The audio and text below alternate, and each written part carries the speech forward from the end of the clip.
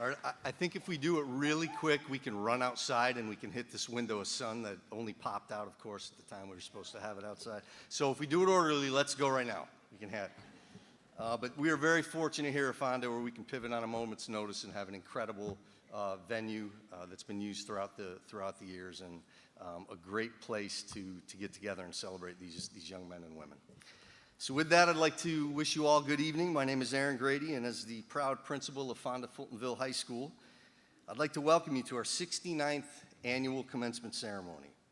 I would also like to thank the parents, family members, friends, members of the Board of Education, faculty, staff, community members, and distinguished guests that have joined us here today to celebrate this important milestone and the collective achievements of the Fonda-Fultonville Central Schools class of 2022.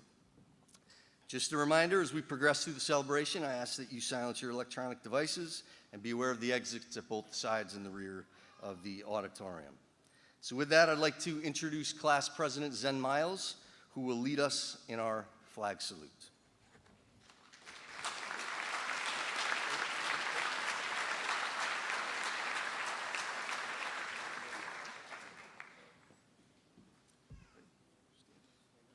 I'll stand for the Pledge of Allegiance.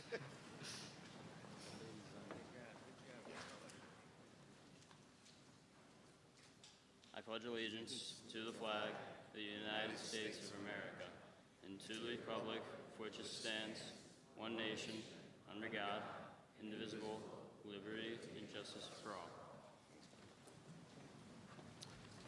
Thank you, Zenmatsu.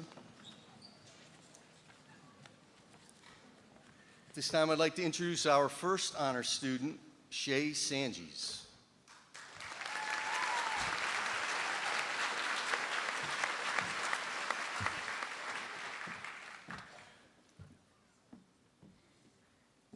"4 years ago, on our last day of 8th grade, Mr. Emilius told my algebra class, "You won't believe me in a million years, but if you think middle school went quickly, high school will pass by twice as fast. After that, college will seem double the speed of high school, and the rest of your life will pass in an instant."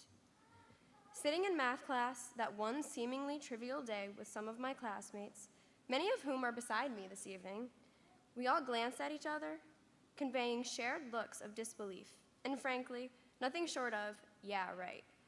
Well, Mr. Emilius, if you're out here in the audience tonight, I confess, you were correct. Yes, I willingly admit, 4 years really do vanish in the blink of an eye. Many of you know how tough that is for me to admit. Not only did our high school years fly by, for many, we've persevered through countless 12, 13, 14-hour days at school, spanning an early morning Dunkin' run, classes through 2:30, and a club meeting until having to sprint out back for a softball game. This hectic schedule also excludes any time involving maintaining social relationships, sleeping, or completing homework. And I'm not the only one who's guilty of this. Each and every one of my classmates has sprinted through the past 4 years, never pausing to reflect, break, or relax. As we gather here tonight to celebrate the 100 graduates of Fonda-Fultonville Central Schools class of 2022, let's pause to honor the accomplishments of the outstanding young people beside me. Let's give them a warm round of applause.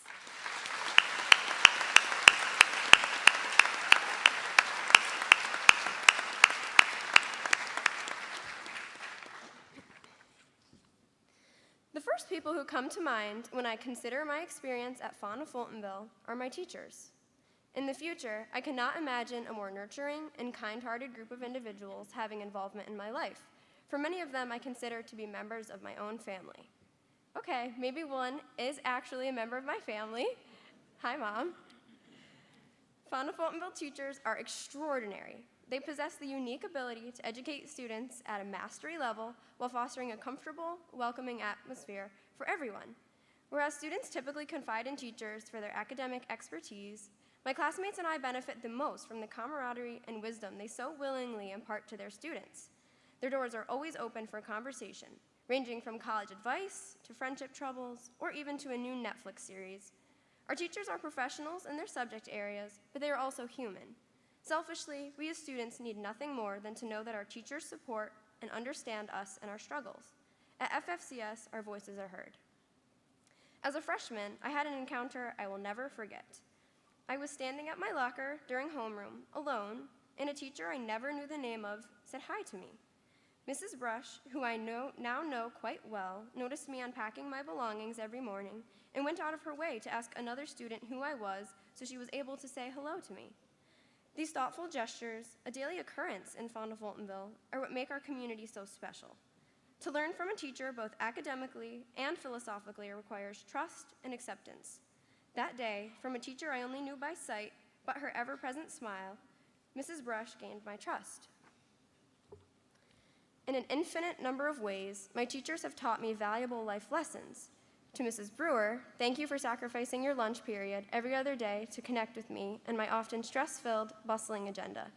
Your dedication to not only the art of teaching, but selflessness and compassion in interacting with students is nothing short of a blessing to my classmates and me.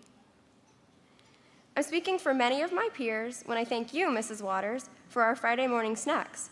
You've been an integral part of my high school experience, from geometry as a freshman to SAT math prep last year, and most recently, calculus as a senior. Gestures like these brighten everyone's day, and we cannot thank you enough for your thoughtfulness in times when it's easiest to be selfish. Mrs. Wilty, Mrs. DiNatale, and everyone else I encounter during the school day, thank you for smiling and saying hello, demonstrating limitless ambition for student advancement. We appreciate your unending support for us as teenagers and as human beings. And for everyone who I did not directly mention just now, this does not exclude you. We leave your class each June with a final grade, but we know that this number isn't what defines us. As we walk across the stage today, we take immense pride in the knowledge you shared with us in both your content areas, but additionally in the category of life wisdom, one that Fonda teachers are particularly skilled in. We will miss you dearly, everyone who is a part of this beautiful community. My second discovery, while examining my time at FFCS, is the conclusion that we are one united family. This seems obvious to anyone who's been a member of our community for any length of time. However, in analyzing what defines a community and its importance in society, I stumbled upon two distinct definitions. The first of which reads, a group of people living in the same place. A second, influential definition claims, a feeling of fellowship with others as a result of sharing common attitudes, interests, and goals. At Fonda, we are fortunate to embody both of these definitions. While our geographical proximity unites us in a forced manner, being a part of the community that manifests the second definition, a fellowship of common attitudes, interests, and goals, ultimately distinguishes Fonda-Fultonville as a front for success and prosperity. We don't characterize Fonda as such for such a single, restrictive reason. We shine on all fronts. We celebrate successes with pride, often praising an athletic team for a sectional championship one day, while congratulating our jazz bands on a first-place finish at a competition the next. Behind the scenes, our teachers and administrators collaborate to establish a plan for academic achievement, leading to marked Regents and state exam scores. These examples highlight only a mere fraction of the feats shared by FFCS Braves. As we aim to accomplish our farthest-reaching dreams, we express our final bittersweet goodbyes to the community that shaped the people we've become. We carry with us the wisdom that our experiences at Fonda have often unknowingly bestowed upon us. We depart with a diploma, but more importantly, with a wealth of knowledge I'm confident will carry us farther than any facts we could read in a textbook. I'm eternally proud to call this community my home. Despite some expertise holding more importance than others, such as Mr. Thompson's speeches on where to find the best chicken wings in the 518, we embark on new adventures with the skill set to succeed in any circumstance. It may seem tough, challenging, or even impossible at times, but I have faith in all of you. Whenever the mountain appears too steep to climb, think back to this moment and the pride you are feeling. No matter the conflict, the end result is always worth the momentary strife. While I may be the one on stage tonight, it's time to share the spotlight. First and foremost, thank you to my family. You've supported this lofty goal of mine without protest, regardless of the daily battles and stress I brought home from school. This was truly a team effort, and I owe a debt of gratitude to all of you, my parents, my brother, Uncle Scott, and grandparents. You've turned my ambitions into a previously unimaginable reality. To our guidance staff, club and class advisors, and administrators, thank you for providing an unbreakable support system for not just me, but for our entire student body. We would not be who we are today without each of you. I'd like to thank the Fonda-Fultonville community I've spoken so highly of throughout this speech. Each one of you in the audience was in some way part of our journey. Your impact was bigger than you'll ever realize. Finally, thank you to my classmates. I'm grateful to have become close friends with many of you throughout the years, and I am so incredibly proud of you all. Thank you for allowing me to find joy in the simplest moments and in the memories I will forever hold. One last time, let's congratulate the class of 2022. We did it.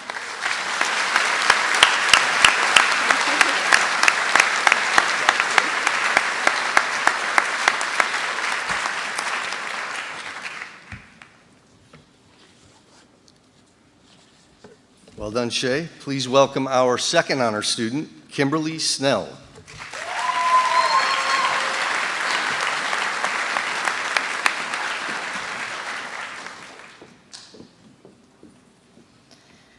Today I stand by 100 different people with 100 different stories. Each one of them have paved their own way and overcame their own obstacles to get where they are today, whether it be struggling through the pandemic, losing a loved one, or just having that really hard math class. Many of them are silent about what they've gone through, and though all of them could have given up, none of them use it as an excuse why they couldn't be successful. For some, just being here with a cap and gown is all they ever wanted. They worked every day and they showed up even when it didn't seem worth it, just to be able to sit here in this cap and gown. This is a success. Though many of us still have a lot more years of school or training to be where we want in life, we must hold on to this moment. Because after we leave today, the real world will hit us. Our parents and teachers won't be with us to tell us what to do and how to live. We will constantly be reminded that we are no longer in high school. We will no longer be the star athletes or the smartest in the class, but this doesn't mean that we will never be those things again. We will just have to work extremely hard to get to the point of success that we all want to be at. And I have complete faith that everyone in these seats can be successful.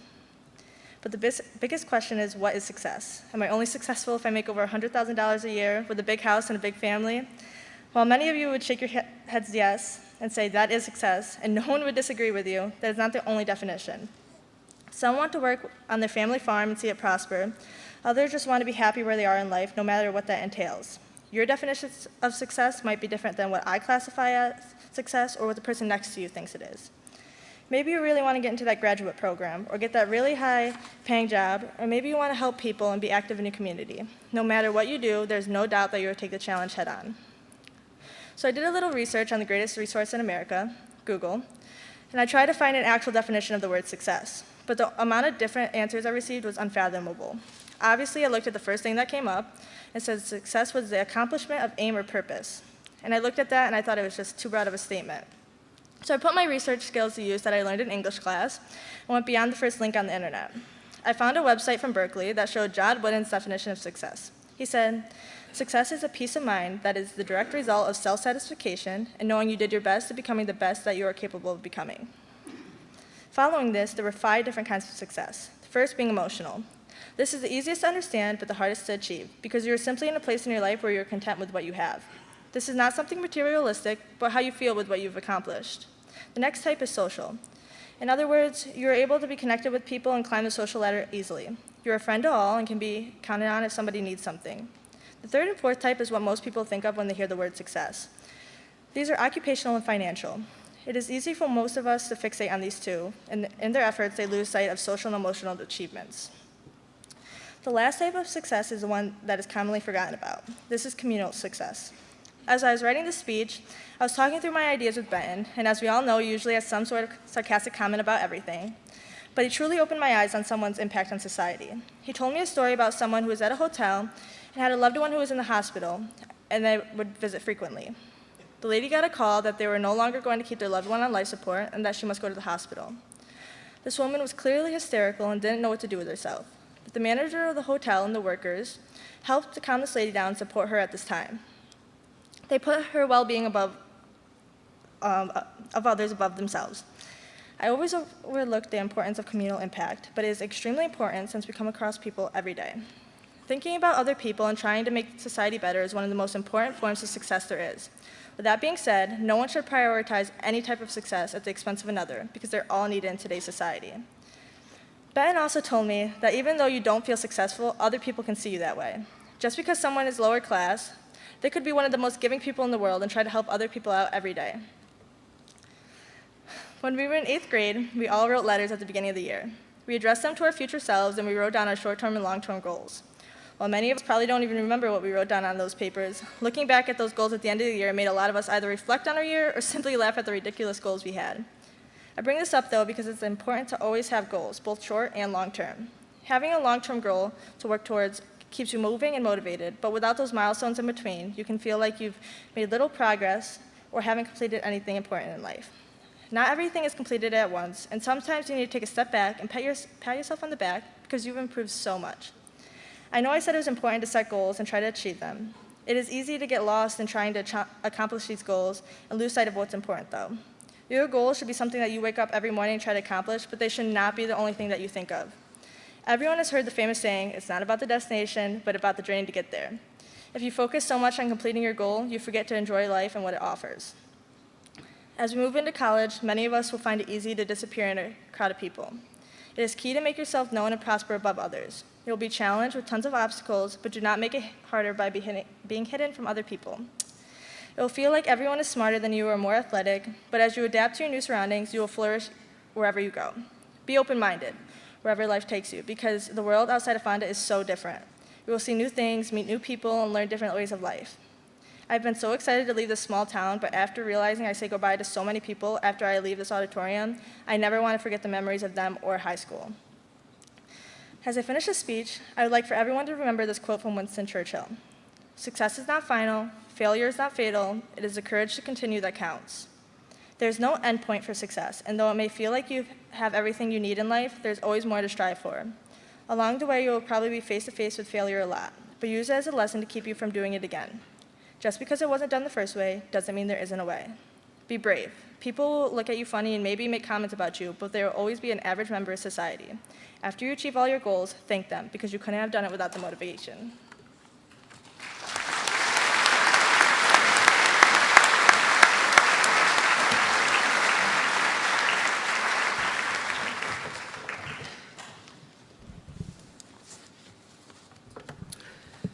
This time I'd like to introduce Mrs. Brewer, who will lead us in our select choir in the senior song.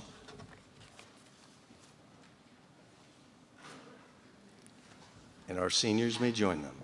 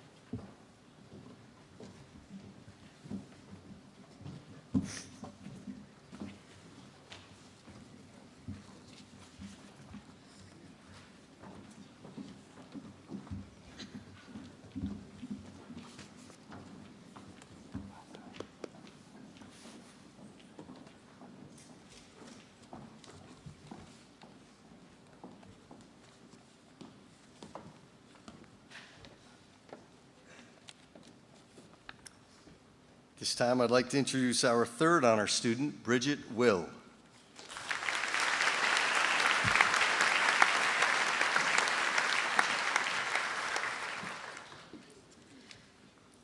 As of 2021, approximately 47 million Americans have been diagnosed with some form of mental illness. Last November, I joined the statistic when I was diagnosed with ADHD. Truthfully, I never expected that diagnosis, mostly because I had learned about ADHD before. I thought I knew what it was, what it looked like. We all know the stereotype, a hyperactive, elementary-aged boy that can't stay in a seat. Someone who is always talking, running around, and unable to pay attention in class to any degree. I was the opposite. I could sit down and read a book for hours, forgetting to eat or use the bathroom. I was quiet, and I always had good grades in school. On the surface, I was the perfect student without any issues. On the inside, however, it was very different. My mind was constantly running, jumping from subject to subject. In class, I would try to pay attention, but I would find myself chronically daydreaming. When I would go home and do my homework, it would take me hours to do a 10-minute assignment because I couldn't get myself to start it. It felt like I was a coma patient, knowing that I needed to get started on my work, but unable to make my body move. I would scream at myself in my head until I was having a panic attack at 3 a.m. in my bedroom. All the while,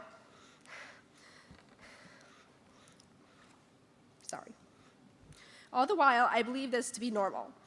I thought everyone experienced this, and I was just weaker, lazier than everyone else.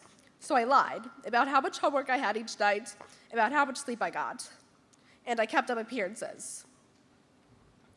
Eventually, I was diagnosed with ADHD, specifically the inattentive type, formerly known as ADD. Turns out I have a rather severe case of it. After 6 months of trying, I'm finally on medication that works, and I feel more like myself than I have in years. But the thing is, my case isn't unique. Thousands of people go undiagnosed each year, particularly women, since ADHD presents differently in them. Not to mention, the DSM-5, the book used to identify and diagnose mental disorders, doesn't accurately describe the experience of ADHD. Instead, it focuses on how it affects those around them. When looking at the criteria, I and many others can barely relate to any of them. Those that we can are generally seen as personality flaws by society, such as often does not follow through on instruction and fails to finish schoolwork, or often loses things necessary for tasks and activities. The wording of these criteria and the majority of resources for ADHD are clearly geared towards parents of small children, not the people experiencing the disorder. They're focused on outward, normally annoying behavior instead of what is going on inside a person's head. Even if one is diagnosed, obtaining medication is still a major issue. Insurance doesn't always cover it, and the cost can run up to hundreds of dollars each month, something that most Americans cannot afford. These experiences aren't unique to ADHD. They can be applied to every mental disorder. The struggle of getting a diagnosis and then treatment is unfortunately one that millions of people can relate to.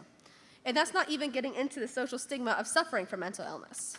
Having to argue with people about whether or not you actually have a mental disorder, or if that mental disorder is even a thing. One of my uncles doesn't even believe that ADHD is real. I hear him ranting about it at family gatherings, that it's something that lazy people made up so that they can feel special and have an excuse for their actions. Of course, he doesn't know that I have ADHD, though he probably will after today. There's the aspect of being barred from certain opportunities because others don't think you'll be able to handle them. I'm 90% sure I was rejected from one of my colleges because I have ADHD. It was the only institution that I mentioned having that diagnosis in my application, having written my entire essay about it. 2 months after I submitted it, an article written by a former professor who had assisted in the admissions process came out, where he stated that students who mentioned mental illness in their application were immediately rejected, regardless of their other accomplishments. Of course, I will never know for sure whether or not my having ADHD was the reason for my rejection, but it even being a possibility evoked feelings inside me that I had never felt before. To be treated as if I was incapable because of something I had no control over. Because the thing is, I'm not incapable. I'm standing on the stage giving this speech because I ranked third in my class, something I did without diagnosis or medication, something I did when I could barely get myself to function. Disability is not incapability. Others will try and tell you that it is, that you won't be able to handle certain things, that you can't accomplish your dreams because of it. That's a lie. We're capable of anything. It might be harder and take more effort, but that just means we're willing to work more for our goals. It just means that we won't give up when we face difficulty. It just means that we're capable. We might not be doctors or legislators or psychiatrists, at least not yet. But that doesn't mean that we can't do something to help solve the mental health crisis. We can support our friends and family and stop acting as if having a mental illness makes someone weak or incapable. We can stop using it as an insult and break down the stigma. We can help those around us. We can show the world that at the end of the day, no one is incapable.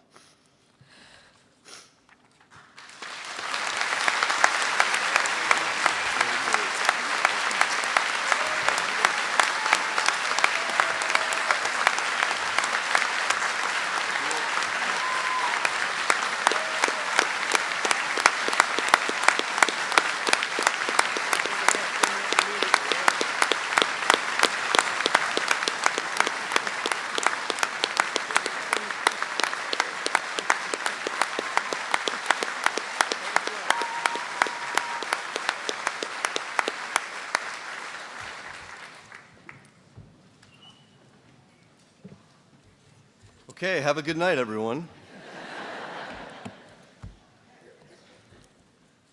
A lot of other great stuff to come. At this time, I'd like to welcome our fourth honor student, Evelyn Yoon.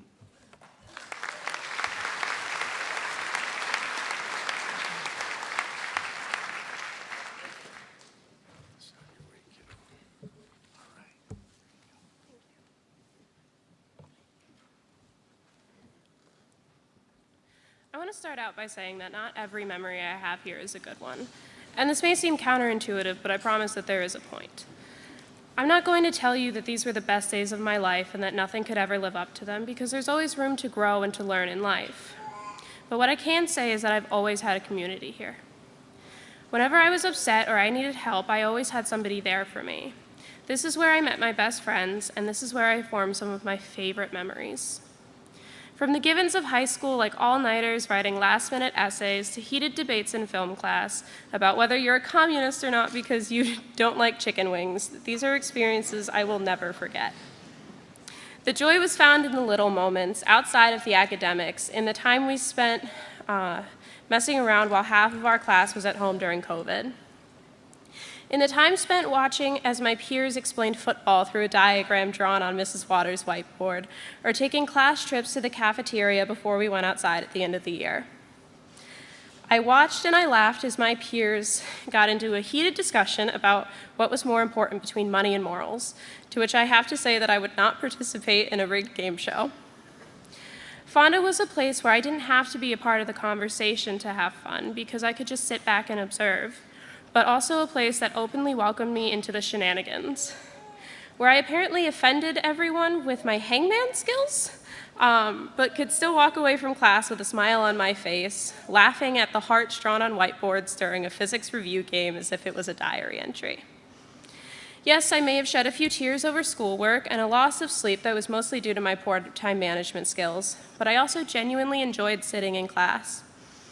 I enjoyed listening to my teachers when they said to be nice to your to be nice to your siblings because you might need their organs someday.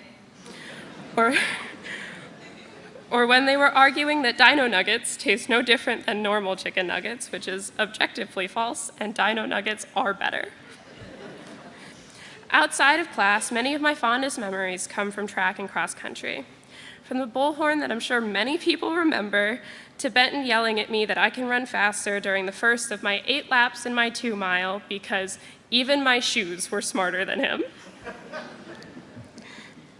I got to watch my teammates PR, and I got to celebrate with them. If they didn't meet the time they were aiming for, or Janetti made me cry because my final cross-country season was over, I got to commiserate with them.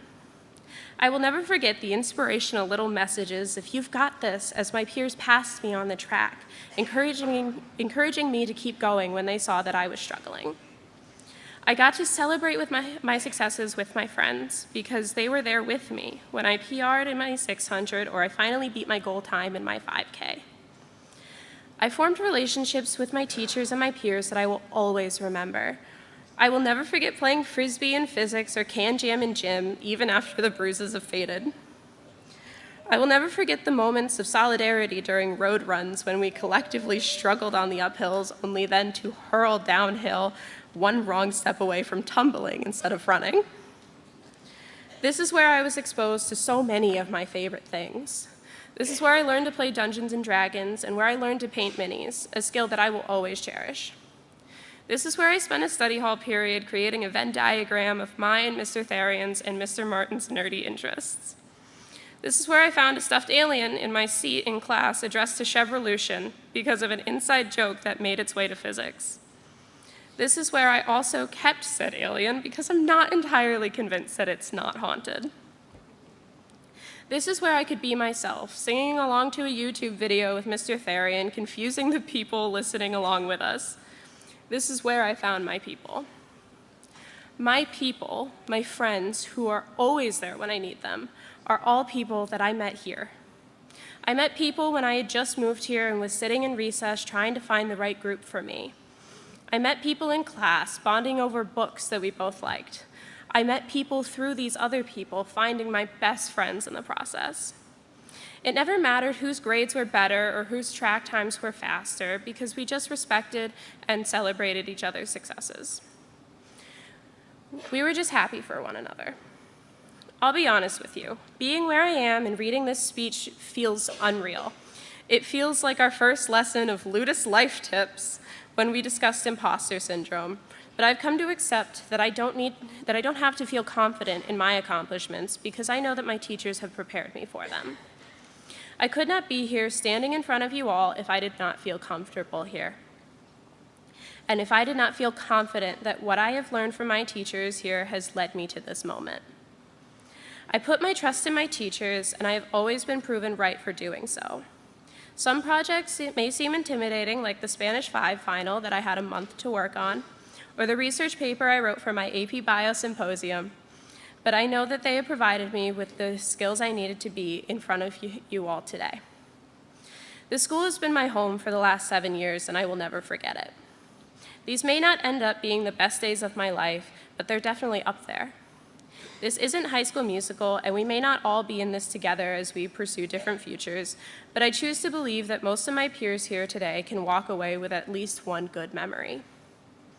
They may not have late-night Frisbee or Mr. Thompson's turkey hat come to mind, but that's just because those are my own memories, and those are the moments that stuck with me. And everyone's perception of what was important and worth looking back on varies. Knowing what I do now and taking a look back on what I'm leaving behind, I can't help but tear up a little, but I know that I have countless other experiences to come. I know that I have to try the pizza in New Haven when I go to college, or Mr. Thompson might call me a communist. I know that in August, I'm moving into my college dorm for the first time, and I won't be coming home at the end of every day anymore. And I know that I have the end of this ceremony. I have the rest of the day and the rest of the summer to spend with my friends, and to cherish the time spent together instead of relishing the time apart. And I know, above all else, that this is a place I will never forget. This is where I came into my own and learned to express myself, and I will never not cherish these memories.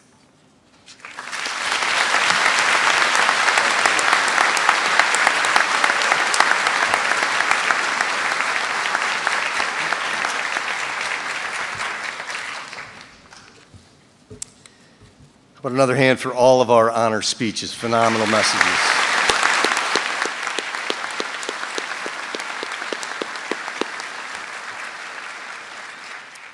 This time, the members of our high school band will perform the senior song under the direction of Mr. Chad Lenig.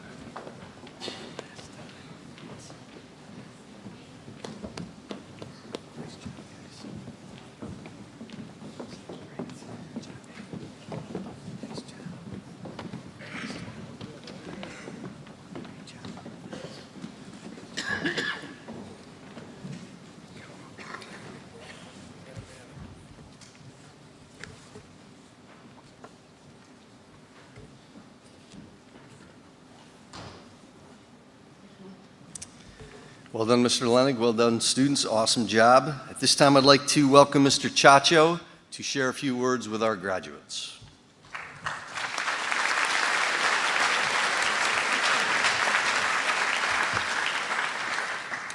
I think Bridget pulled the curtain back and let you all look in the window of what this class is all about, the resiliency and grit, the ability to overcome, and to stand up here and to display the kind of courage that she just did. I think we owe her another round of applause.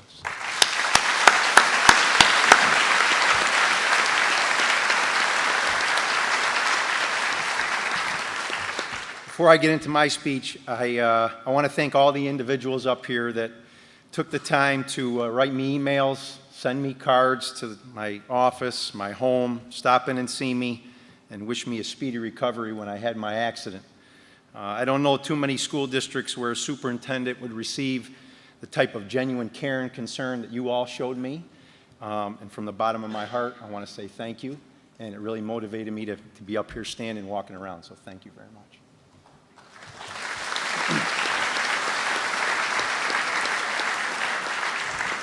So just take a moment to thank the moms and dads, the friends, family members, teachers, coaches, and staff, all of those people through their love and care that created a positive avenue and had a positive impact on paving the way for this day. So graduates, if you would join me in a round of applause for thanking all of those folks.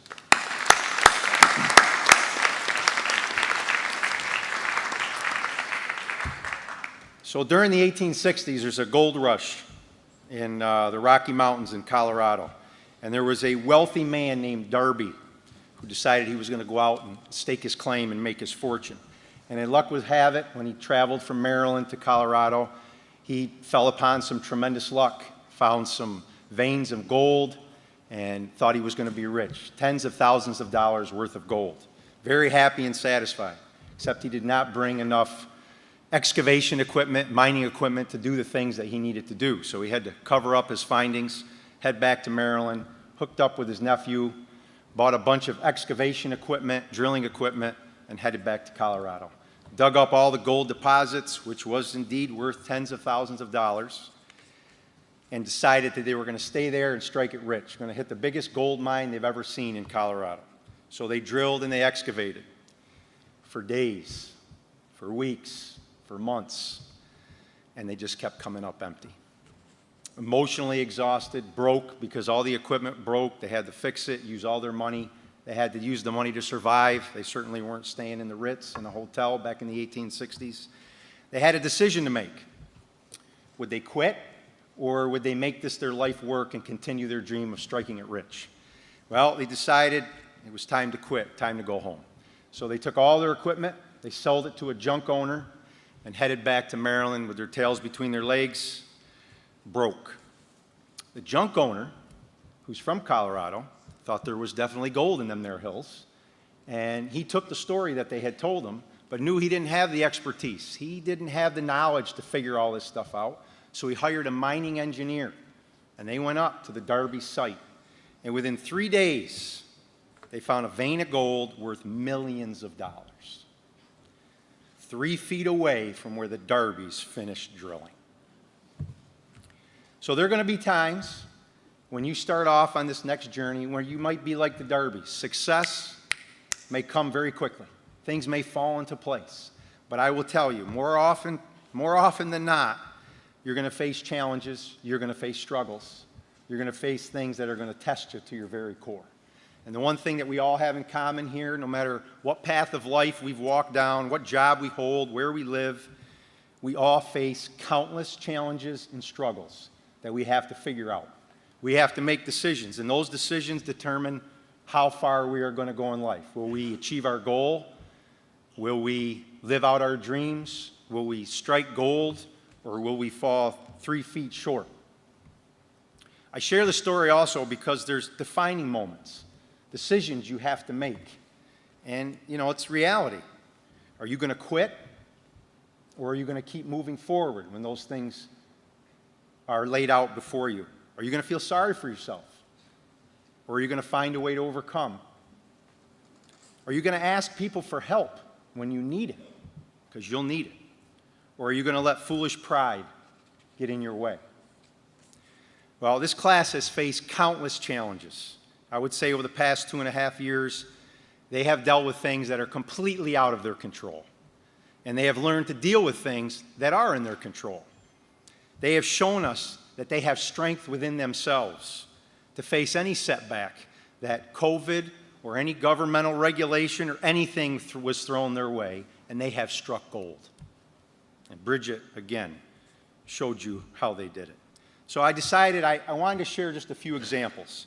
I could talk for hours about this class. I've known them since they were in first grade. But I'm just going to share a few examples that I think define what this class is all about. So the first is a senior up here. He overcomes every day of his life. He was born with a health issue that requires surgery every 6 months, sometimes a little more often than that. He's had over 40 surgeries in total. Doesn't talk about it, doesn't ask for recognition for all he's gone through, just accepts it as part of his life. Sometimes life is not fair, and we are dealt a hand that we wish we could trade in exchange for another one. But that's not an option. You have to just move forward, and that is exactly what this student has done, and other students like him. They don't let difficult situations define who they are. They let those difficult situations make them stronger. We also have a student up here who went to the alternative education program at BOCES as a freshman. And to be honest, Mr. Grady and I did not think this child was going to make it through. But not only did he buckle down, fly right, and get things done, he is up here today, and he's graduating early as a junior. See, in life, where we get is a collective result of the choices that we make, whether they're good, whether they're bad, or otherwise. Everybody in this room has made poor choices and poor decisions that they wish they could change.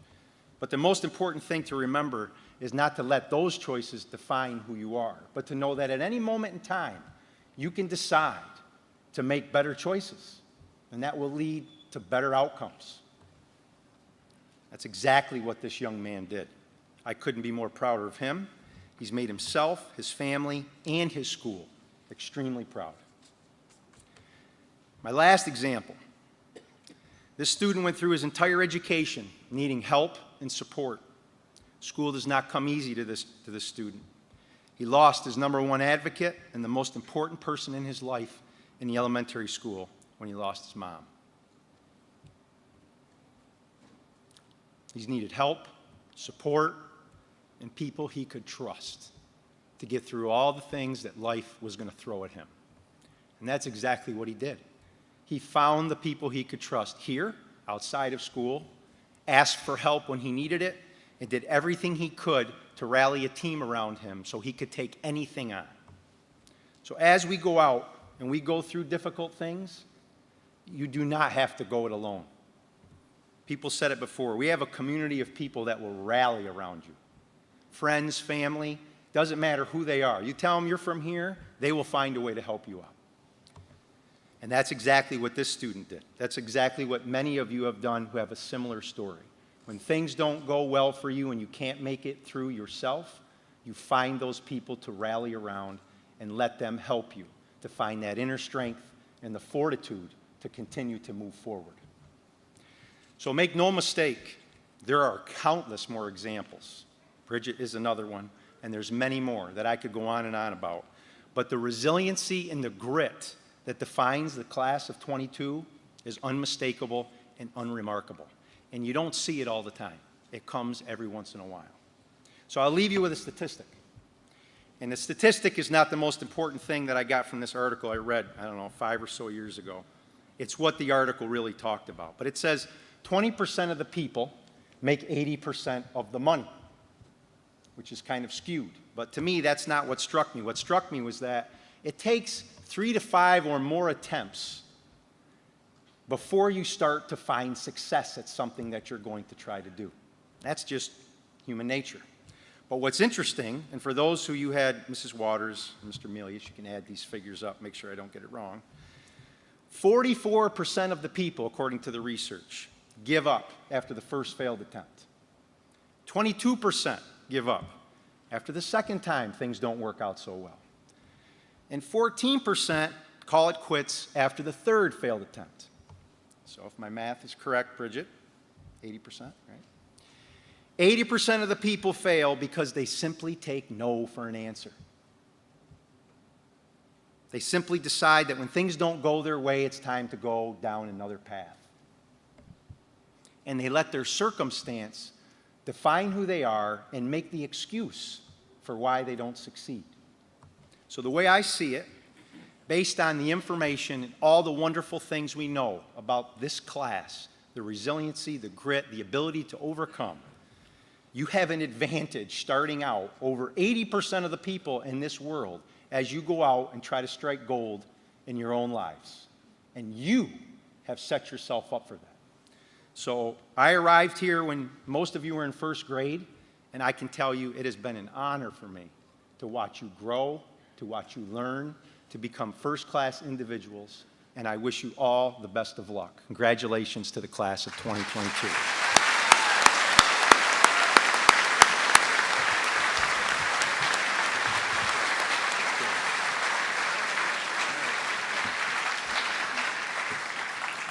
So I won the bet. I knew tonight's lesson from Mr. Chacho would start with gold mining. I appreciate that. And he is correct. He can talk for hours, as some of our administrative meetings are evidence of. But again, great message. Thank you, Mr. Chacho. So now it's my turn to try to make it through a message to the members of the class of 2022. Your achievements throughout the past 4 years have been historic. 14 years ago, approximately 5,100 total days, 2,500 school days, and about 3,600,000 minutes have passed since your first day.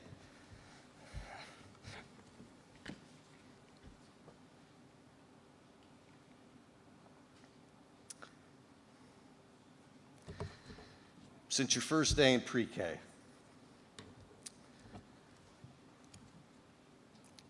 I'm fortunate enough to remember that day, not just because I'm old, but because, like your parents, I too was there, sitting crisscross applesauce with you on Mrs. W's floor, learning how exciting the next 14 years of your life were going to be. And wow, have they ever been. You've been presented with opportunities, and notice that I did not say challenges or setbacks. You've been presented with opportunities like no other generation that there has been. You've gone through once-in-a-lifetime experiences without it being a cliche. But throughout it all, I truly wonder how often you actually reflected on what you've lived through. To reflect is defined as deeply thinking carefully. So again, I wonder, at any point in the 3,600,000 minutes, did you ever sit in silence and reflect on what your experience have forced you to accomplish? And as a follow-up, have you ever thought about what is still left to come? If not, begin now and never stop. The practice of reflection shapes your choices, your actions, and outcomes. It impacts your life and the lives of those around you more than any other mental action throughout life. Ultimately, it will be the greatest factor in determining your impact on the world. Never allow the fast pace of life keep you from slowing down. Put down your technology for a while and assess your thoughts, your actions, and the consequences of each. Never fear the silence that it takes to truly reflect. You know, far too often silence is viewed as a lack of knowledge or participation, but I've never thought that. I've always thought the exact opposite. I've told many of you many times, sometimes the loudest thing that you can say is nothing at all. And let me repeat that. Sometimes the loudest thing you can say is absolutely nothing. You do not need to make a noise to prove your value. As you grow and increase your experiences, you soon realize that those who make noise in the room are not always the one that carry the most important message. Have the courage to think about what is being said, reflect on what is being said, and then share a powerful comment or a message that others in the room can't help but listen to. Trust that your actionable silence does not mean that you are being quiet. And now, as the young adults you are, I want you to reflect back on the grade level meetings that we had each and every year. We sat in the auditorium, and I shared with you many themes and messages. I'd like to take our last grade level meeting, fortunate for me, your graduation day.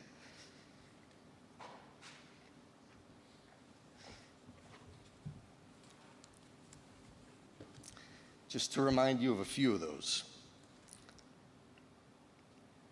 There's nothing more powerful than a changed mind. Discomfort can expose your talents. Allow your fears to motivate your successes. You possess the power to endure and tune out the critics in your life. People are rewarded in public for what they practice in private. There is never a perfect time to do the right thing.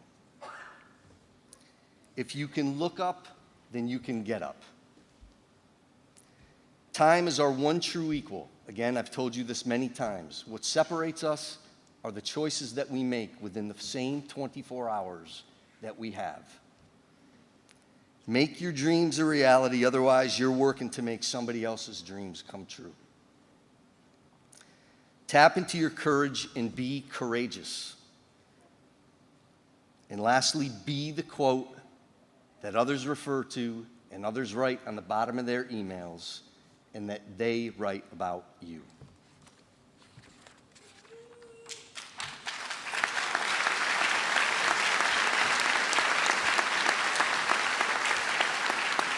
Remember, you control what defines your dash. And remember, we are born on a date, there's a line in the middle, and we all leave on a date. Your dash is that middle. Be the one to control your dash. Embrace your nervous. I know it sounds silly. You're all nervous when you get up and do things like this. Embrace it. Embrace it. Embrace the opportunity. Use what you already know to help solve the things that you don't. In truth, the person that you are now is only the person that you are now. It is not the person that you will become. However, the person you become is in fact guided by the individual that you became here at FFCS. Know that each step you take, every footprint that you make, is a reflection of the experiences that you create. And finally, tap into your inner courage.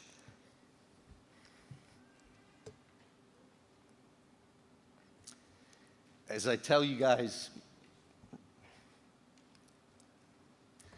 as I tell you daily when I'm walking down the halls or I'm popping into a classroom, be great with every effort that you make. Make the daily choice to give maximum commitment and focus. 4 simple words: decide, commit, act, and repeat. That formula, those 4 simple words, will determine the impact of your greatness.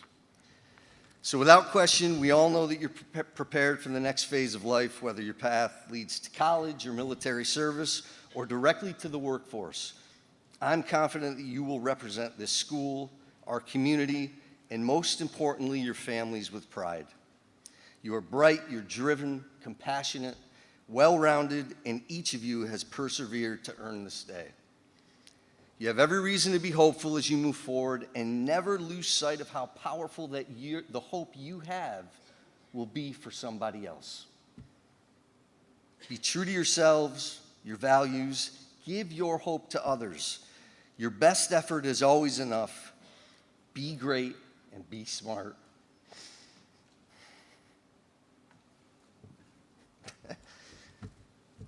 Distinguish your dash, and of course, achieve the honorable. Thank you.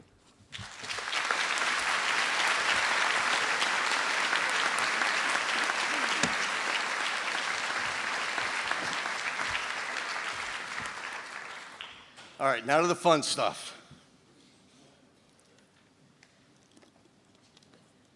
So each and every year, one of the largest portions of our ceremony is really dedicated to what our students have accomplished and the awards that they've earned through the scholarship process and what they have applied for. So this time I'd like to honor our students, and we will go through each of these awards. There are a lot of them, which is great. When I say your name, just stand to be recognized, and we'll applaud for you, all right? All right. So our top 4 honor students is awarded to Shay Sanchez, Kimberly Snell, Bridget Will, and Evelyn Yoon.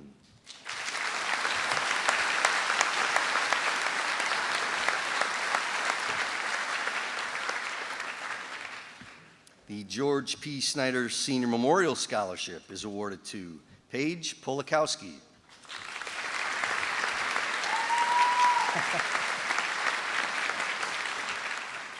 The Claudia May Tyree Memorial Award is awarded to Shay Sanchez.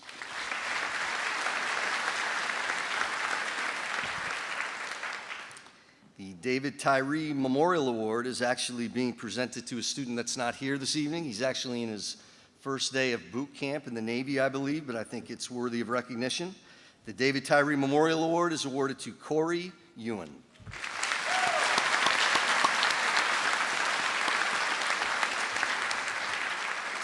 The Montgomery County Stop DWI Award is awarded to Haley Downing.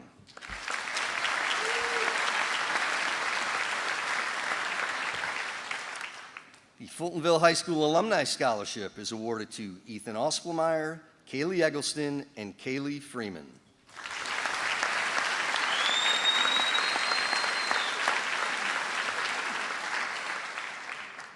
The VFW Post 942 Scholarship is awarded to Janice Roman.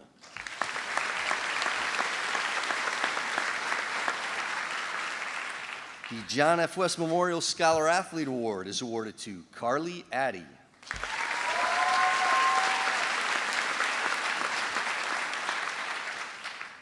The William K. Gill Memorial Scholarship is awarded to Molly Kowalczyk and Bridget Will.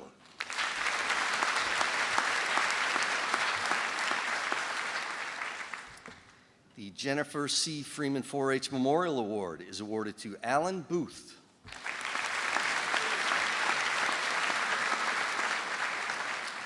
The Fonda High School Alumni Association Scholarship is awarded to Jenna Bowles, Nicholas Hastings, Molly Kowalczyk, and Shay Sanchez.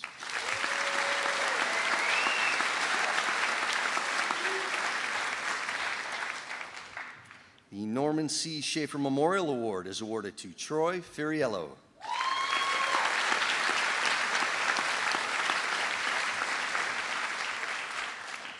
The Alan Jackson Memorial Award is awarded to Carly Addy and Nicholas Hastings.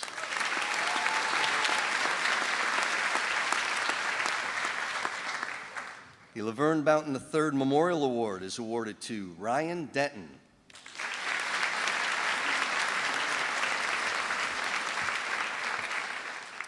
The J.D. Aldrich Award is awarded to Delaney Grady for chorus and Shay Sanchez for band.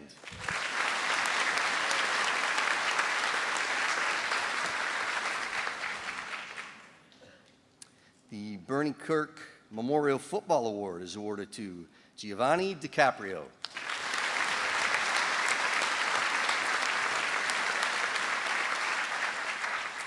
The Jackie Wiltie Memorial Award is awarded to Nicholas Hastings.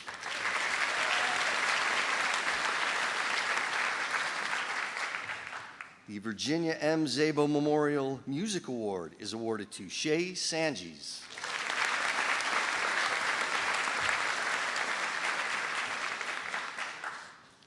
The Montgomery County All-County Music Award is awarded to Kaylee Freeman for chorus and Kimberly Snell for band.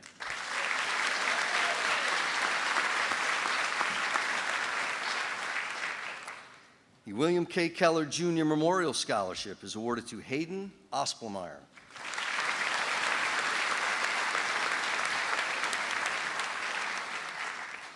The Ernest J. Kane Memorial Scholarship is awarded to Haley Downing.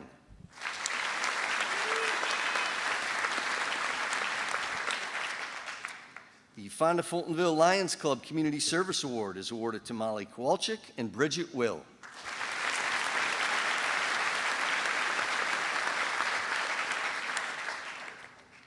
The Harvey A. Humphrey Jr. Memorial Scholarship is awarded to Lisa Simino, Giovanna DiCaprio, Haley Downing, Kaylee Freeman, Nicholas Hastings. You guys can stand.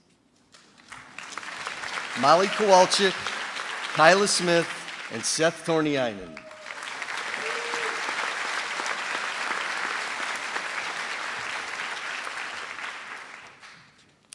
The Spraker Case Memorial Award is awarded to Joshua Miller.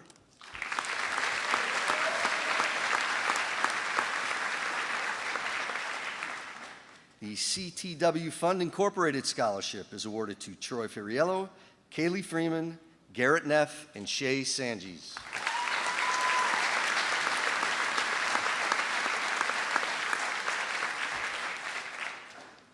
The Peasley FW Scholarship is awarded to Haley Downing, Samantha Field, Molly Kowalczyk, Seth Torniainen, and Evelyn Yoon.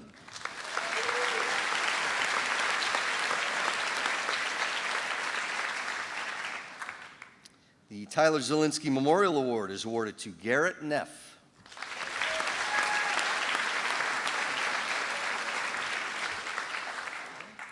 The Winner's Circle Restaurant Scholarship is awarded to Kyla Smith.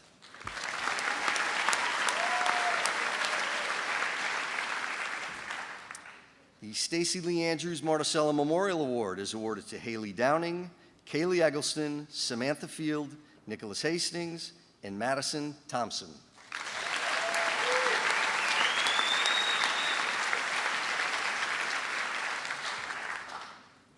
The Burton and Wemple Scholarship is awarded to Ethan Ospelmeyer, Hayden Ospelmeyer, Giovanni DiCaprio, Haley Downing, Samantha Field, Troy Furiello, Kaylee Freeman, Garrett Gottier, Delaney Grady, Nicholas Hastings, Molly Kowalczyk, Joshua Miller, Karina Sinacropri, and Marissa Thompson.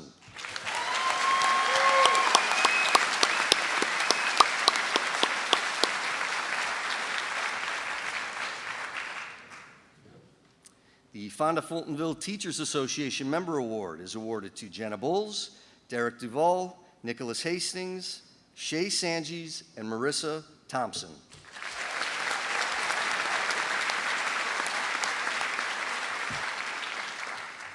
The Town of Mohawk Volunteer Fire Department Award is awarded to Troy Furiello.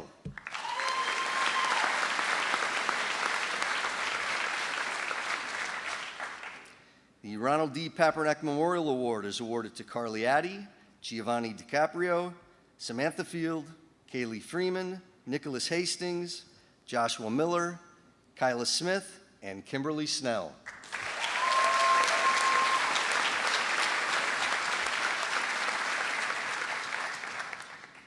The Donald J. Patton Memorial Scholarship is awarded to Kaylee Freeman.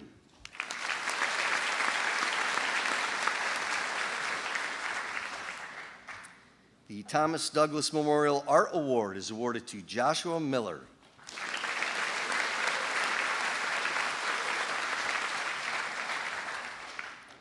The Franklin J. and Gloria Wendell Memorial Music Award is awarded to Carly Addy.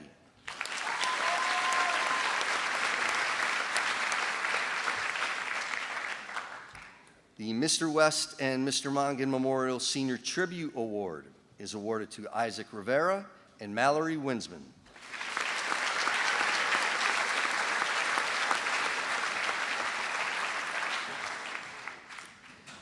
The Fonda-Fultonville Teachers Association Scholarship is awarded to Kira Reed.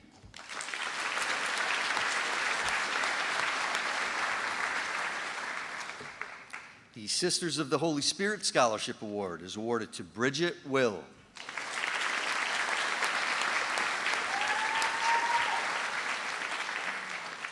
The Nancy Ballerstein Memorial Scholarship is awarded to Samantha Field.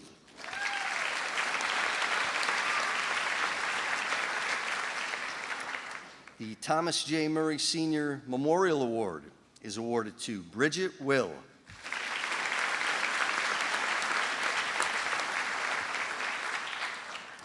The John F. West Memorial Citizen Character Award is awarded to Shay Sanchez and Marissa Thompson.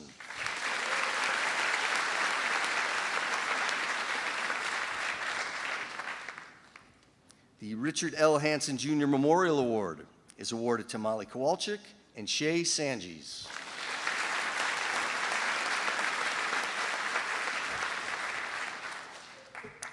The Wendelin Simons Blowers Memorial Award is awarded to Haley Downing and Samantha Field.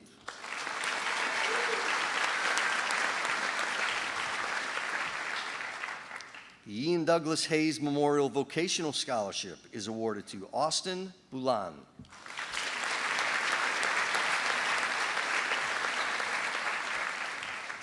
The Dawn C. Agnes Memorial Agricultural Scholarship is awarded to Garrett Gaudier and Mark Tomel.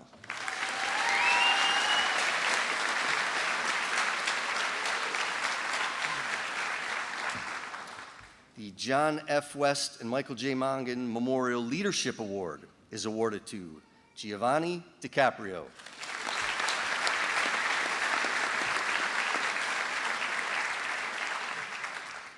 The FFCS All Sports Booster Club Scholarship is awarded to Gianni DiCaprio and Kyla Smith.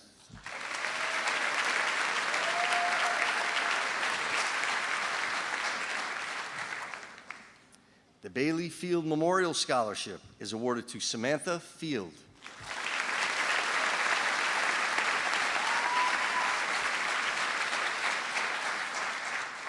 The FFPTSA Scholarship is awarded to Jenna Bulls, Troy Furiello, and Shay Sanchez.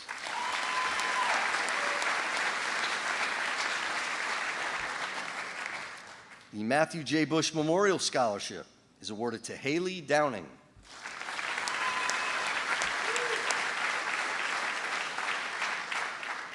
The Bob and Emma May Purse Music Award is awarded to Samantha Field.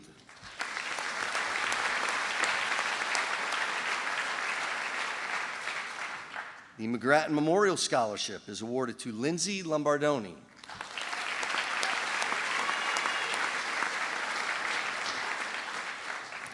The NBT Bank Award is awarded to Ethan Osplemeyer.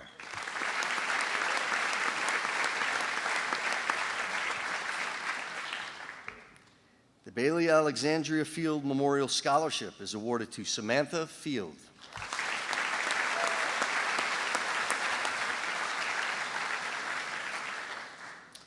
The Dick and Brett Wilson Zajac Scholar Athlete Award is awarded to Kyla Smith.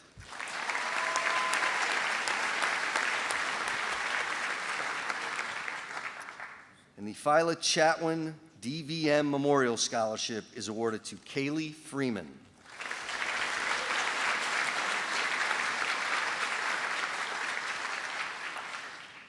How about a loud round of applause for all the awards these seniors have accomplished?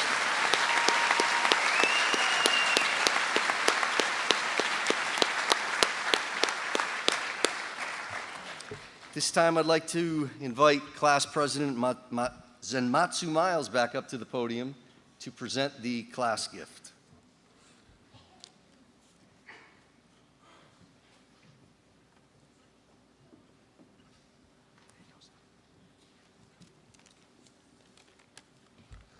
All right, so the class of 2022 decided to get a community foundation brick and donate to the Nancy Wallerstein Scholarship, Wendy Blower Scholarship, and the Bailey Field Memorial Scholarship as their gift.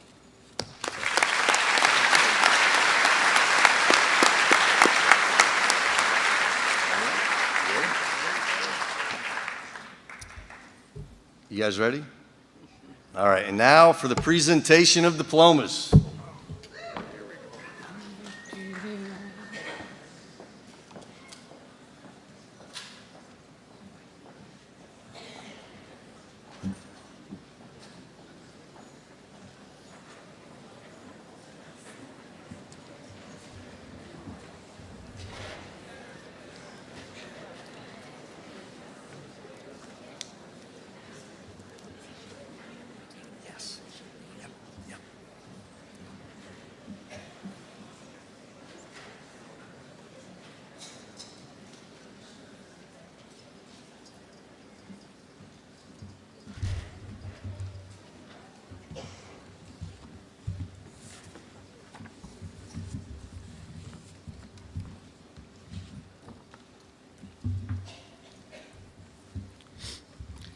Mr. Chachos and members of the Board of Education, as principal of Fonda-Fultonville High School, I hereby certify that these students have met all requirements for graduation as set forth by the State of New York and the Fonda-Fultonville Central Schools Board of Education. It is my pleasure to begin the awarding of diplomas to the Fonda-Fultonville Central Schools class of 2022.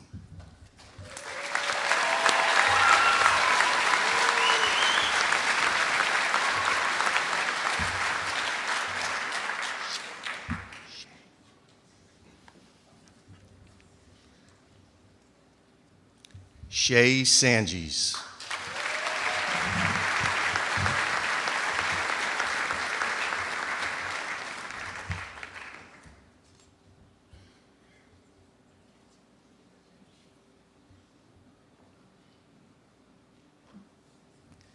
Kimberly Snell.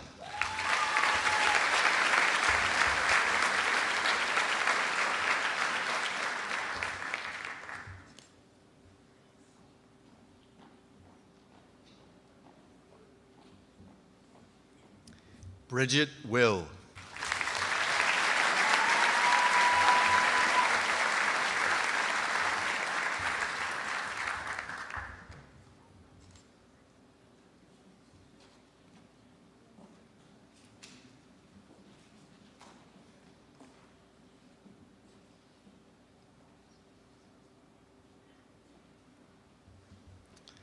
Evelyn Yoon.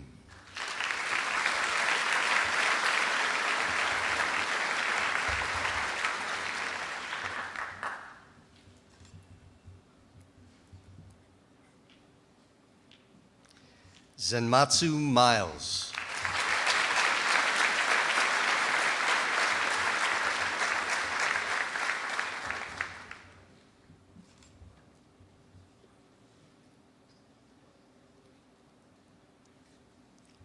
Kaylee Freeman.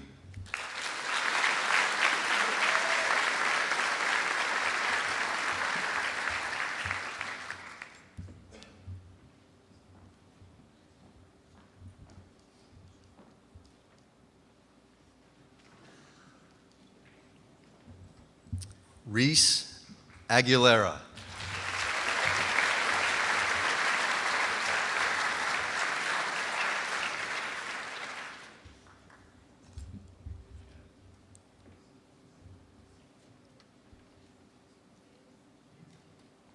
Leah Anderson.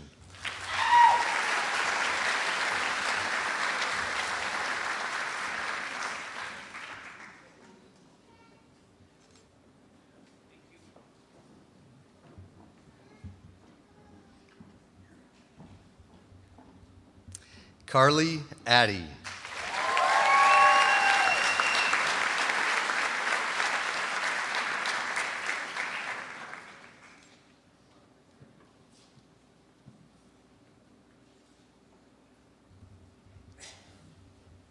Justin Ariyama.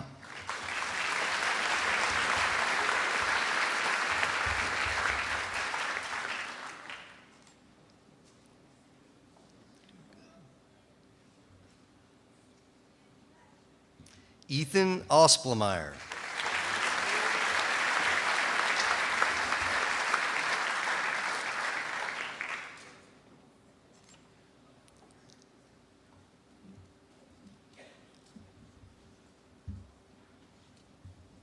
Hayden Osplemeyer.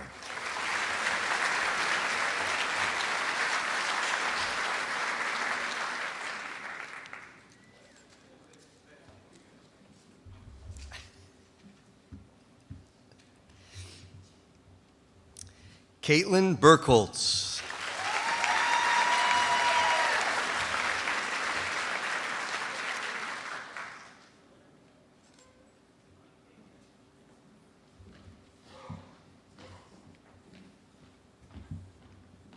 Alan Booth.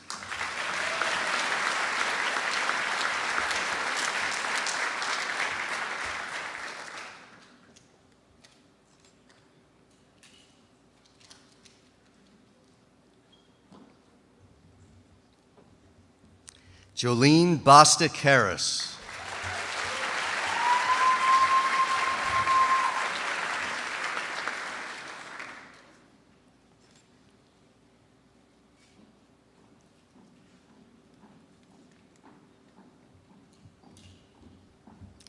Jenna Bowles.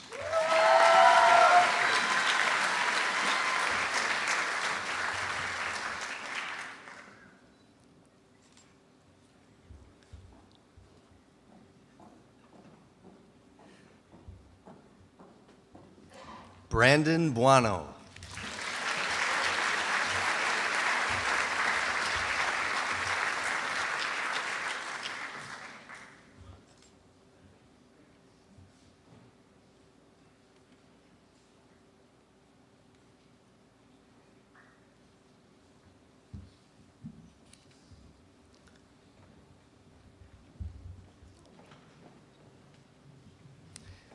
Austin Boulan.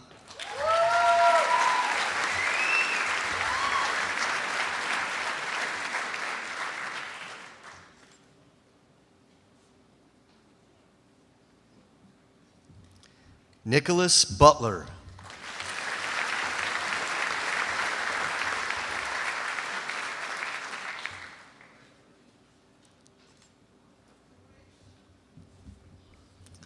Karis Carbone.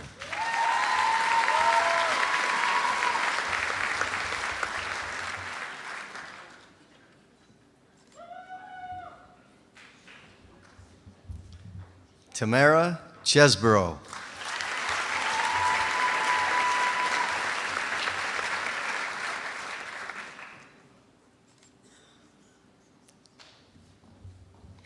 Amy Simino.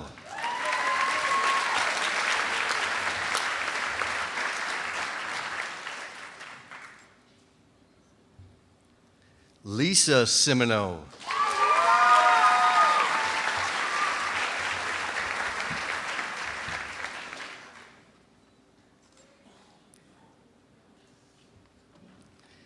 Crystal Coleman.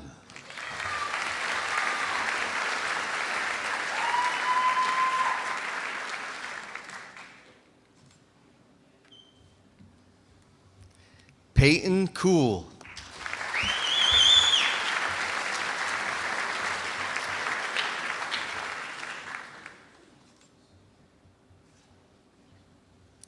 Dylan Cotter.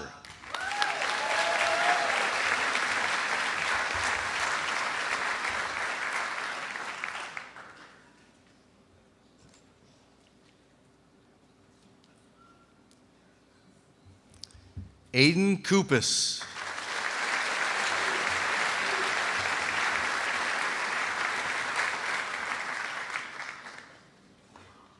Alexandra Cuji Ramos.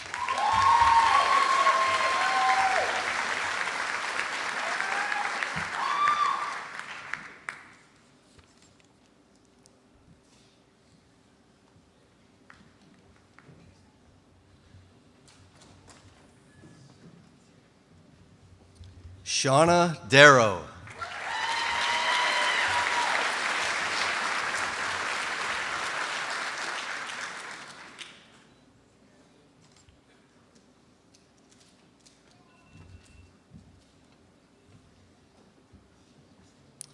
Tyler Doss.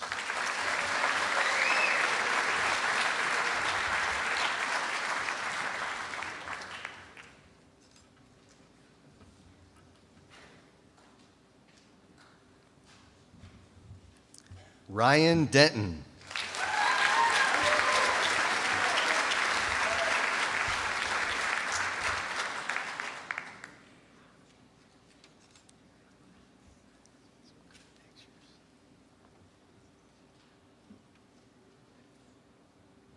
Giovanni DiCaprio.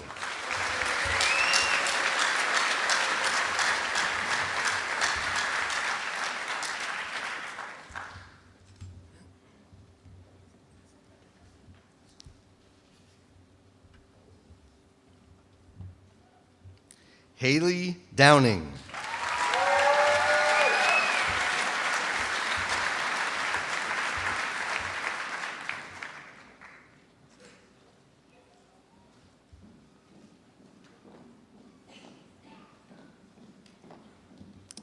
Derek Duval.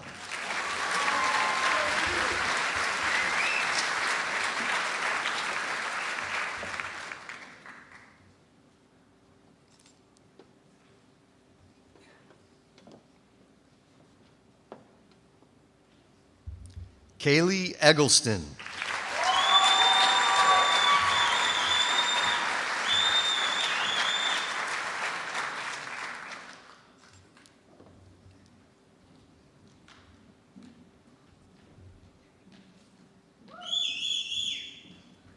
Samantha Field.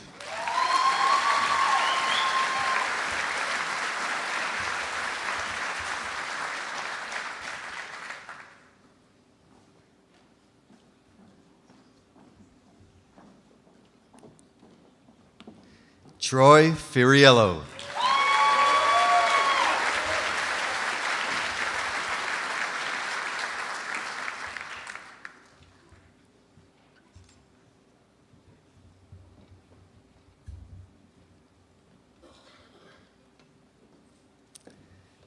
Zoe Jane Gansky.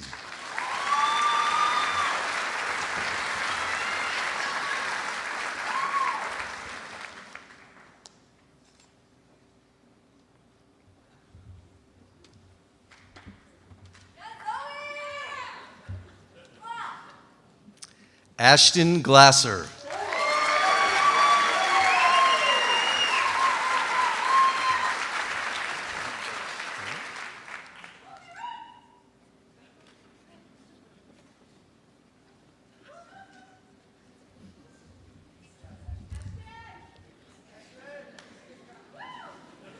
Any more for Ashton? Garrett Gottier.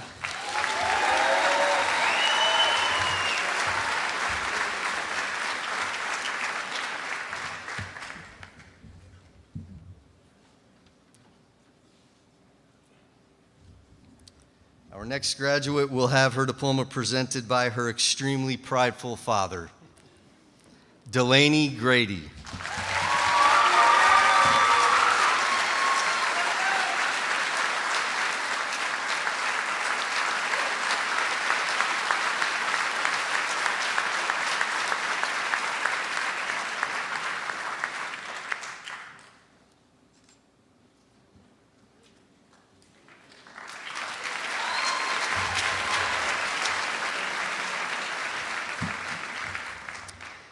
Aiden Greco.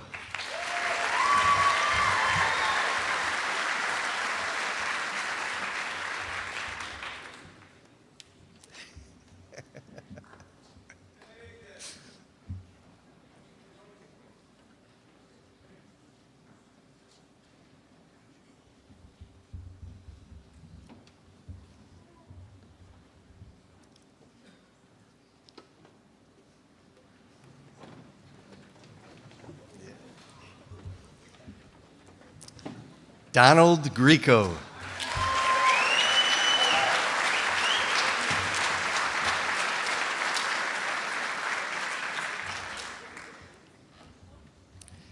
Nicholas Hastings.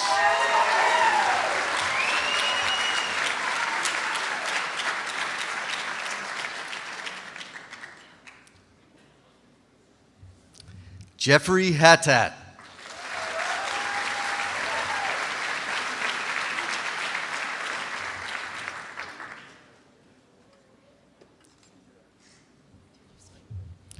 Carissa Hickey.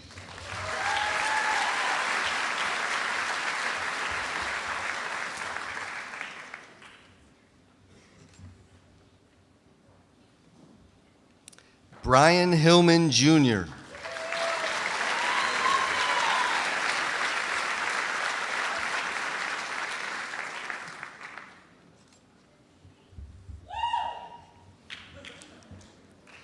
Grace Hoteling.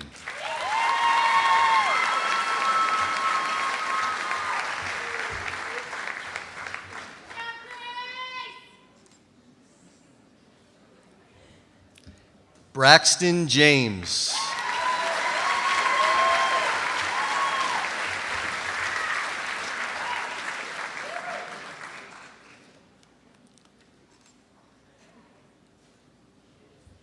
Molly Kowalczyk.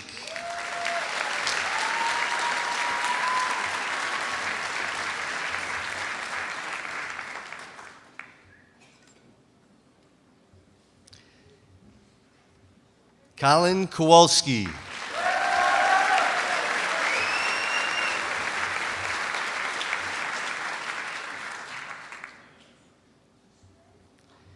Jenna LeBombard.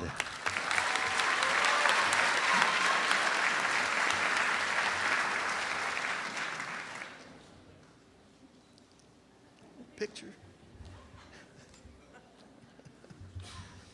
Shane Laporte.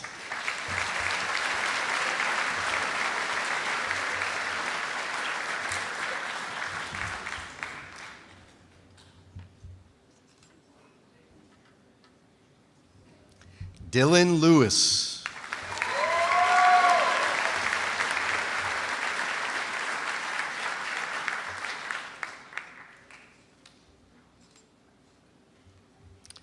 Lindsay Lombardoni.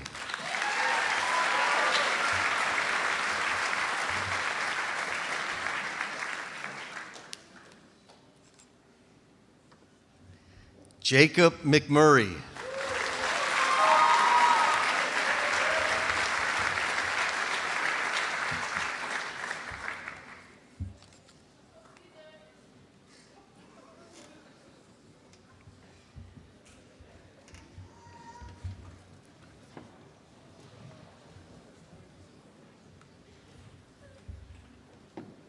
Colin Mello.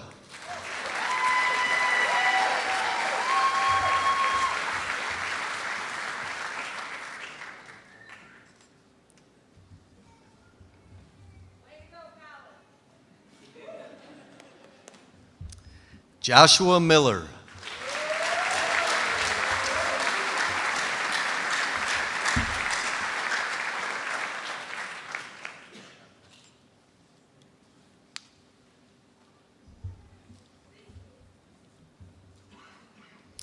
Ileana Montano.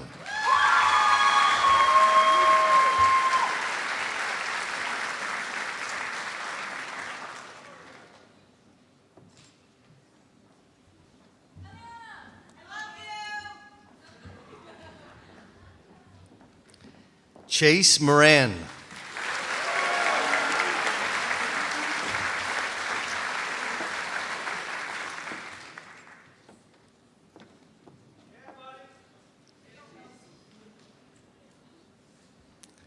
Ryan Moore.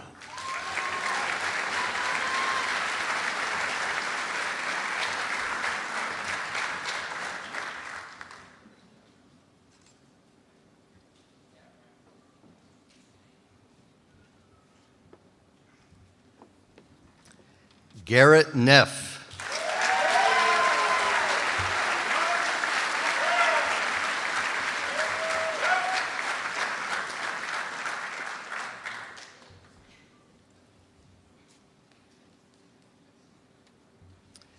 Landon Nichols.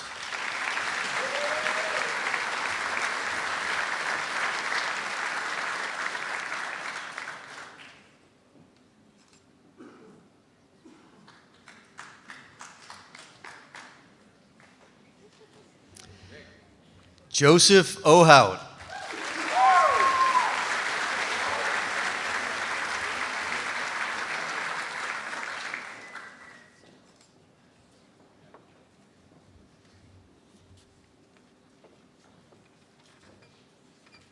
Skylar Olmstead.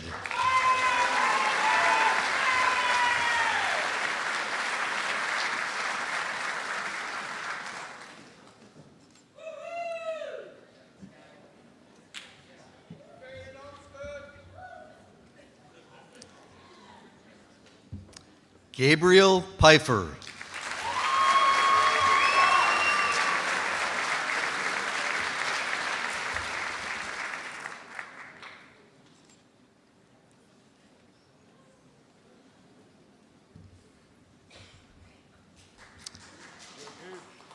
Carter Peterson.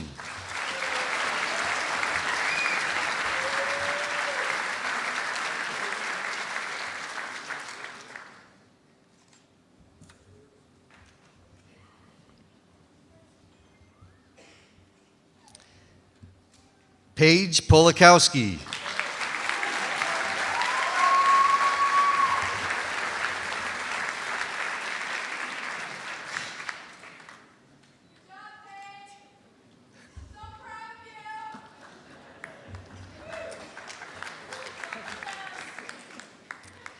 Samuel Port.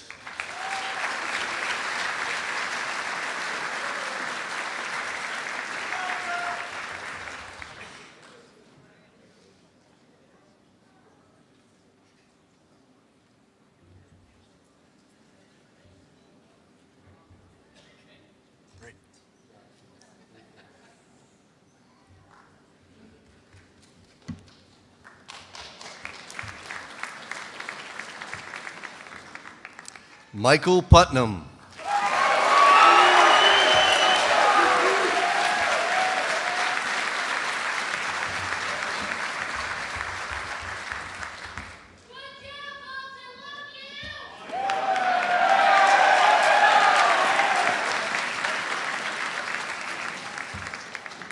Kira Reed.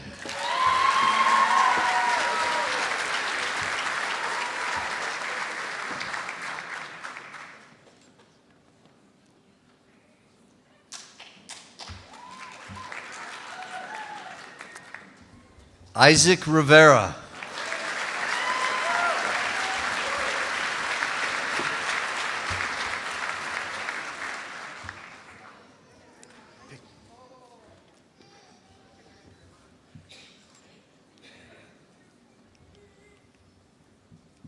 Nice job, buddy.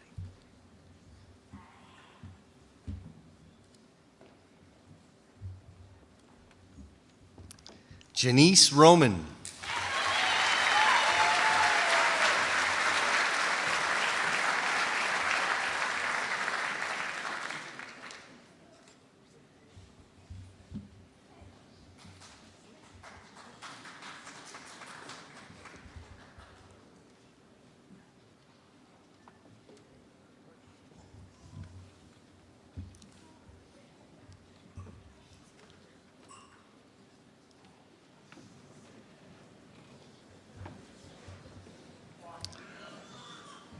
Alessandro Saltzman.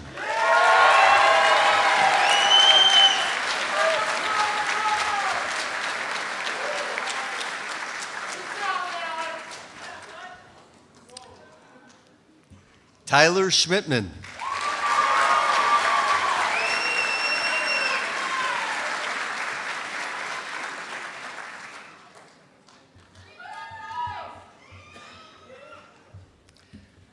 Karina Sinacropi.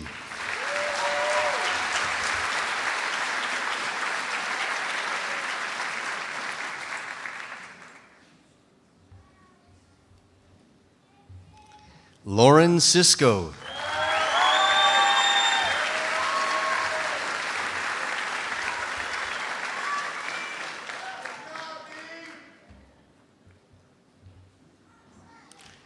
Kyla Smith.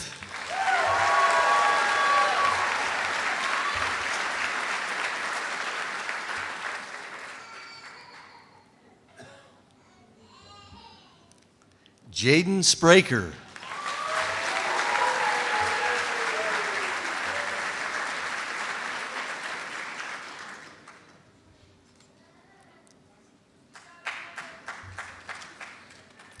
Delilah Steele.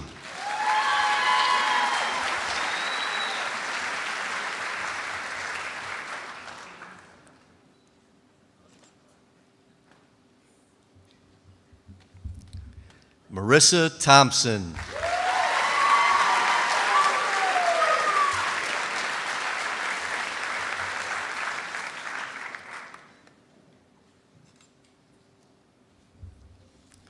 Madison Thompson.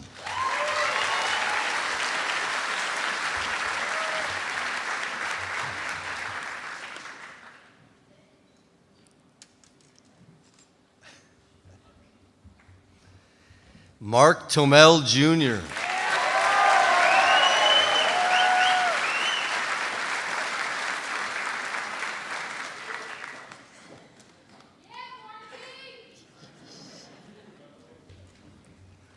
Seth Torniainen.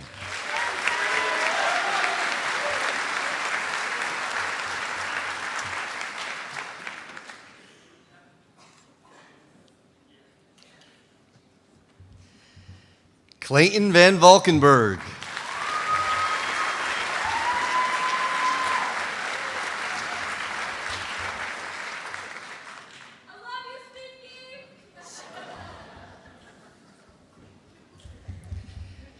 Carly Vecchio.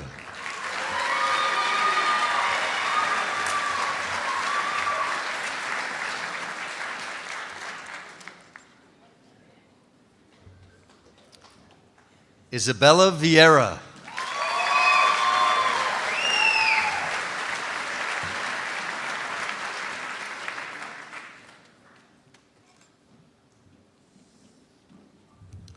Connor Weaver.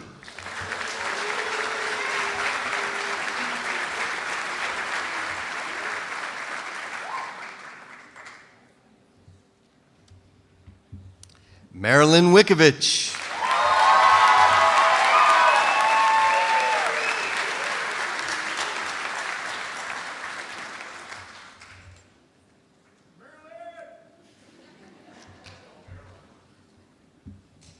Mallory Winsman.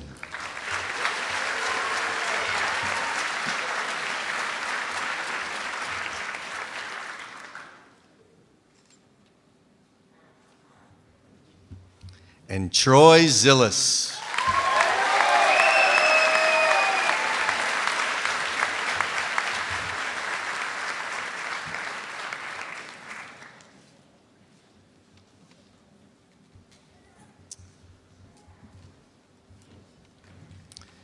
Graduates, please rise. You may now move your tassels from the right to the left. Ladies and gentlemen, I present to you the Fonda-Fultonville Central Schools class of 2022.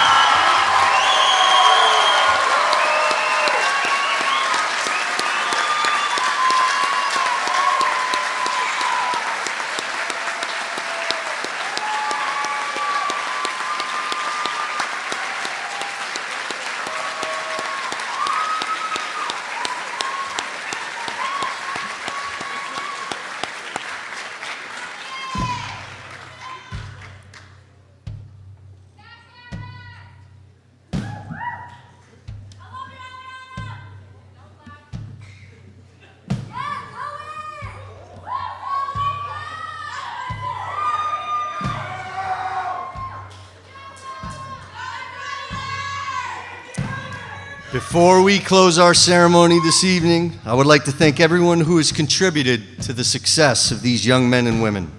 Thanks to the many educators who have worked with these students throughout their K-12 years, and thanks to each and every person that assisted in planning of this culminating event, especially my retiring secretary, Robin Rose. As our Braves exit the auditorium one last time, I wish you all a fulfilling future. Congratulations, and thank you for coming.